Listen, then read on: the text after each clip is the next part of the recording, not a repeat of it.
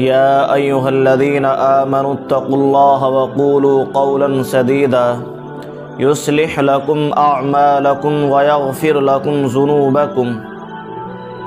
صدق اللہ العظیم۔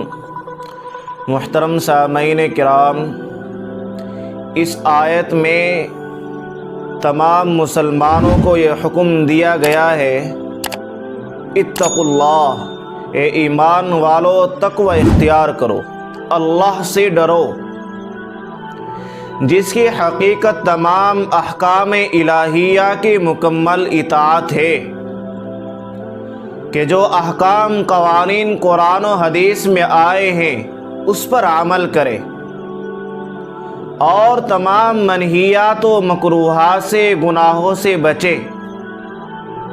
یہ ہے اتقوا اللہ کا مطلب۔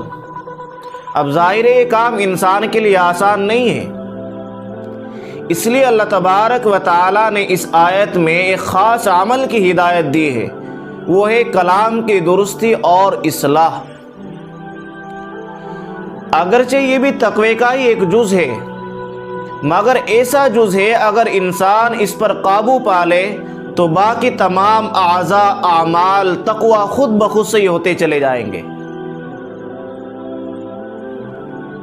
جیسا کہ مذکورہ آیت میں قولاً سدیداً کے نتیجے میں اللہ تبارک و تعالی نے یصلح لکم اعمالکم کا وعدہ کیا ہے کہ اگر تم نے زبان پر قابو پا لیا اور صحیح اور سچی بات کہنے کے عادی ہو گئے تو اللہ تبارک و تعالی تمہارے اعمال کی اصلاح کر دے گا۔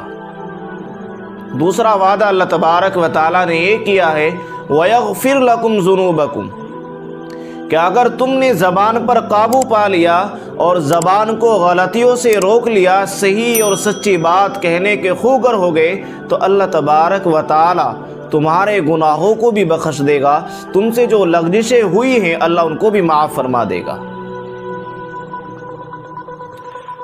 اور حضرت شاہ عبد القادر صاحب علیہ الرحمہ نے تو یہاں تک کہ لکھا ہے